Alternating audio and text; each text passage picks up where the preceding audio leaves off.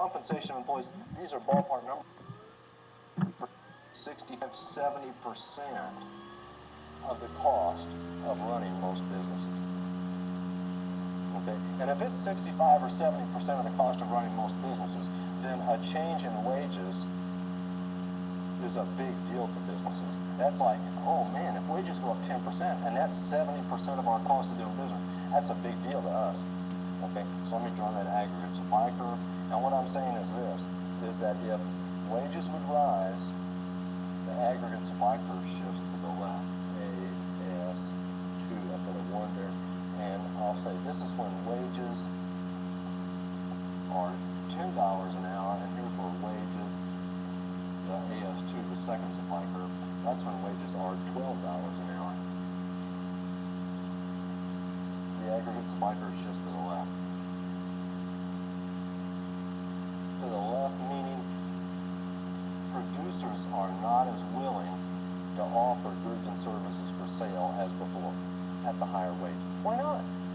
And the answer is, when the wage goes up, the profit per unit goes down. So if the price is constant, if price is at P bar, and we were earning a pretty good profit and we were selling quite a bit of real GDP Q1,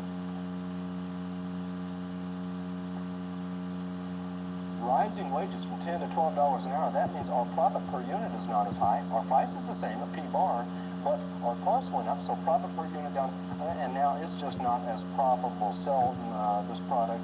Let's sell less. So anyway, rising wages, increase in the wage is a leftward shift in aggregate supply, and vice versa. If wages go down, there's a rightward shift.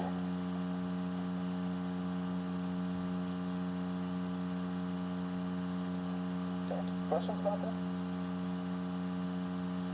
Now, that's a big deal, and because wages were such a big chunk of all the payments to factors of production, they singled that out. But there's a second thing, which is a change in other factor prices.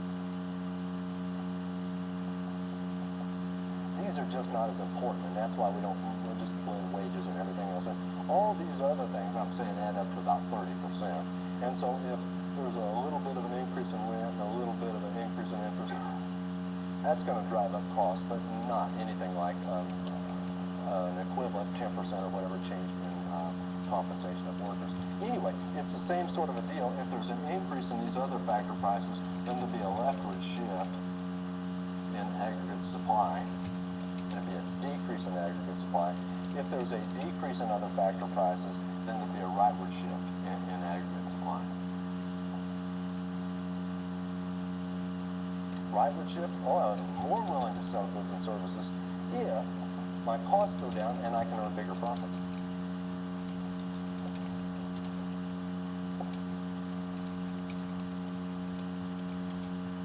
What else? That was number 2. 3, I know what I want it to be, so it will be. Productivity, changes in productivity. 3, changes in factor. And by the way, factor, I'm talking about what? Workers, land, labor, capital, entrepreneurship, change in factor productivity. That will shift this curve.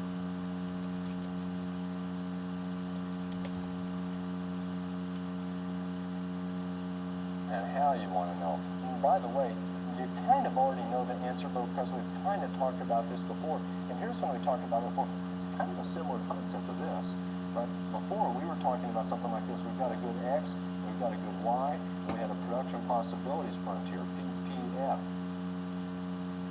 Now, what we said is maybe we start off at some point like A, producing some good X and some good Y, but then if our factors of production become more productive, the production possibilities curve shifts outward. This is really, this is sort of like aggregate supply. It's not aggregate supply because the aggregate supply curve's got the price level here, and we're not talking about the prices down here, but the point is our ability to produce goods and services, that would be growing if labor and capital and so forth became more productive. Our production possibilities curve would shift outward. Well, so does our aggregate supply curve, AS2. We have a greater aggregate aggregate supply if we have an increase in factor productivity. Increase in, let me put it down here, increase in productivity, results in an increase in aggregate supply, and an increase in rightward shift.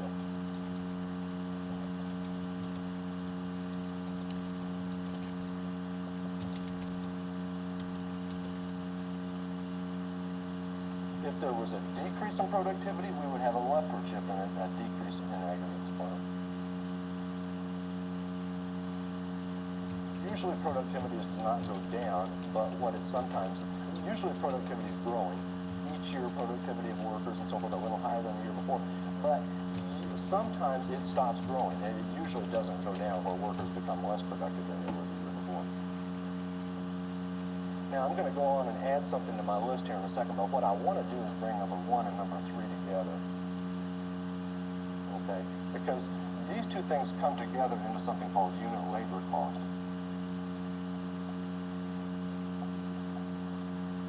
Cost of labor used to produce 1 unit of output. Unit labor cost. It's a cost figure, it's a cost of labor, and it's the cost of that quantity of labor needed to produce 1 unit of output. And both of these things are really included in unit labor cost. Let me show you how. Suppose, for example, that wages go up. Suppose wages go up. If they do, the cost of labor, it goes up. And other things being equal, ceteris paribus, if the cost of labor goes up, if wages go up, unit labor cost rose.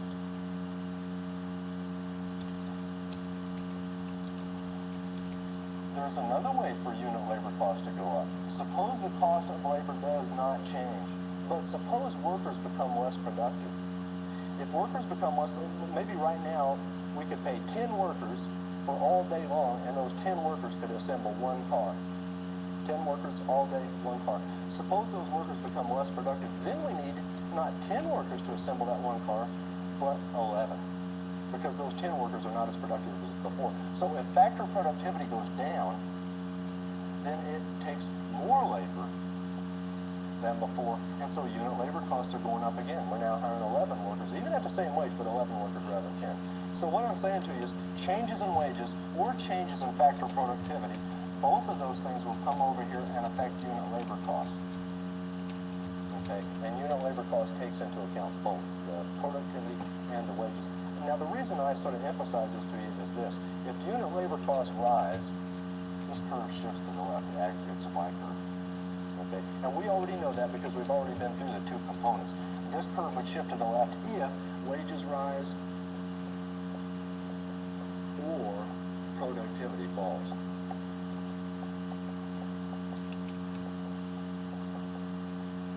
Okay, and it would shift to the right if wages fall or productivity rises.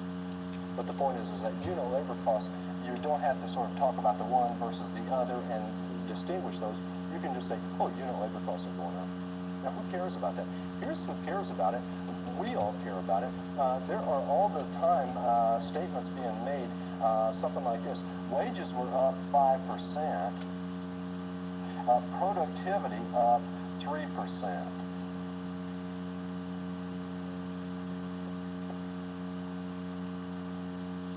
Here's what I say. Wages up 5%. That's shifting that curve to the left. Wages up 5%, shift the aggregate supply curve to the left. But productivity is up 3%. That shifts the curve back to the right by 3% or by whatever amount. Those things are offsetting each other. My net increase in unit labor costs